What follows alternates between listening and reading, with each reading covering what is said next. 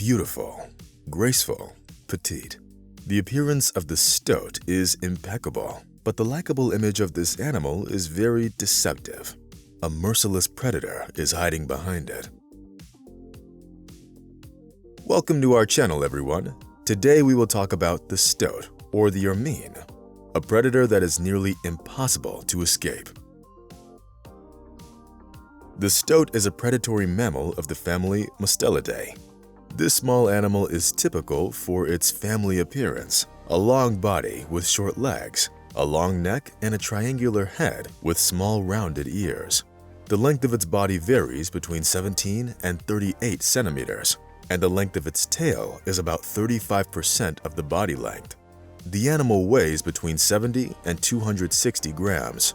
It looks like a weasel, but is somewhat larger, and the fluffy tip on its tail is black. It lives in the Arctic, subarctic, and temperate zones in Eurasia and North America. The ermine lives both on the plains and in the mountains, in the Pamirs and the Himalayas, climbing to heights of 3.5 to 4,000 meters.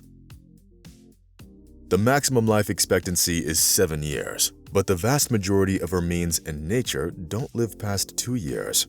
Their main enemies are foxes, martens, and large birds of prey. This predator prefers to settle in coastal forests, swamps, bushes, and in the territories adjacent to them. The stoat spends most of its life on the ground, although it is also good at climbing trees and swimming. It uses uprooted trees, hollow logs, and rodent burrows for its den. The predator doesn't know how to dig its own holes, and it doesn't like doing so. The stoat is rather indifferent to the comfort of its den and rarely reuses them. The ermine is most numerous in forest steppe, taiga, and tundra regions. The choice of their habitat is determined by the abundance of the main prey, small rodents.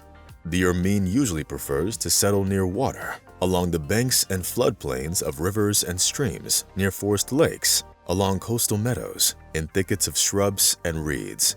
This animal avoids open spaces. Sometimes it settles near humans, in fields, gardens, and forest parks, and even on the outskirts of cities. The coat color is chocolate brown during the summer period and snow white during the winter, except for the tip of the tail, which is black. Winter color is typical for areas where there's snow for at least 40 days a year. The stoat leads a predominantly solitary territorial way of life, marking the boundaries of an individual area with the secretions of its anal glands. The size of the territory varies from 10 to 20 hectares. The area occupied by males is usually twice as large as that occupied by females, but parts of them intersect. Males and females live separately and come together only during the mating season. During hunger, the stoat leaves their territories and move, sometimes over considerable distances. These migrations can cause an increase in the population of rodents in the neighboring areas. It is not uncommon for the ermines to move closer to human habitation, as they expect that there will always be something for them to feed on there. The ermines can be found in the most unexpected places. For example, in haystacks, heaps of stones, the ruins of abandoned buildings, and even logs piled against the wall of an apartment building. The female stoats are responsible for choosing a shelter for future offspring. The ermine often occupies the burrows and nests of the rodents killed by it. The female lines the hole with the skins and hair of dead rodents, and less often with dry grass. The stoats mostly mate during the second half of spring and early summer. However, that's when the reproductive system takes a break. As soon as the placenta is formed, the embryos stop developing until the next spring. Their development resumes in March of the following year, and the kits are born in April to May. They are born underdeveloped and develop slower than other small mustelids. Even though over a year passes from the moment of fertilization to birth, up to 393 days, the actual intrauterine development lasts only a month and a half. The stoat is active mainly at dusk and at night, but it can sometimes be seen during the day too. Essentially, the stoat is a land predator. It kills prey by biting through the skull in the occipital region. The ermine tracks down rodents by their smell. It finds insects by their sound. and catches fish with the help of its vision. This small predator is very bold and bloodthirsty. If it finds itself in a hopeless situation, it would even risk attacking a human. The ermine is very agile. Its movements are fast but somewhat fussy. It covers an area of 15 kilometers in one day while hunting, and an average of 3 kilometers during winter. On the snow, it moves and jumps up to 50 centimeters long, pushing off the ground with both hind legs. Pursued by the enemy, it often climbs a tree and stays there until the danger passes. The ermine is usually silent, but it chirps loudly when excited, and it can also hiss and even bark. The main trait of the ermine can be described in one word: predator. Even such pronounced predators as sable and marten willingly diversify their diet with pine nuts and various berries, but not the stoat. If it were up to it, the stoat would only eat meat, and preferably that of the prey it has just caught. Most predators are noticeably larger than their prey. However, this rule does not work at the very top of the size scale. The largest predatory cats, lion and tiger, hunt prey that are larger than them all the time.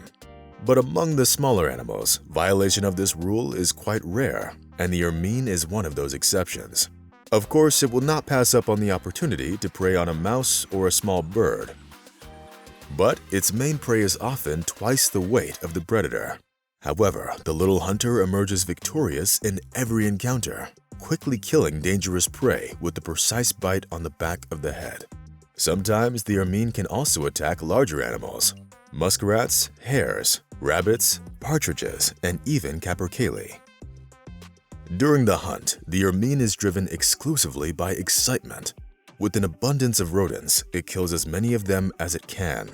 In such a situation, the overly successful predator often only drinks the brain from the victim and leaves the carcass or hides it for a rainy day. Highly specialized predators usually use a limited set of basic hunting tactics, sneaking up on the prey to attack it with a jump or a short dash, ambush, or chase. The ermine hunting does not fit into any of these methods. The animal examines the territory at a run or even a gallop. A few jumps and a stop. The animal freezes like a column, examines the surroundings, listens and smells, and then makes another series of jumps, often in a completely different direction. The important part is to notice the prey, and then it will not be difficult to overtake it. The ermine has up to 7 bursts of hunting activity per day. The ermine's hunting methods also include the so-called hypnotic dance of death.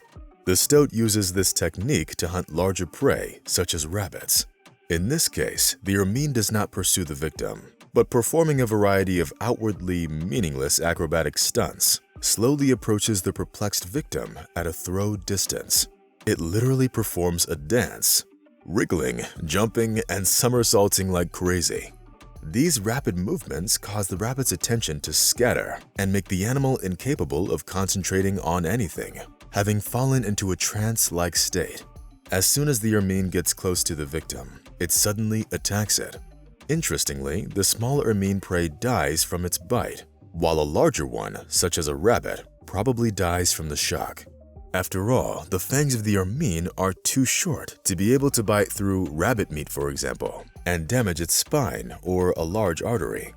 The ermine used to be an object of mass hunting because of its valuable winter fur, but now the hunt has been discontinued in most of its habitats.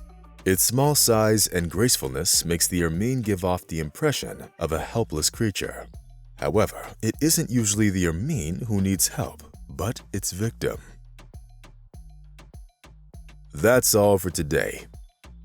Give us a thumbs up if you liked the video, and be sure to subscribe to our channel.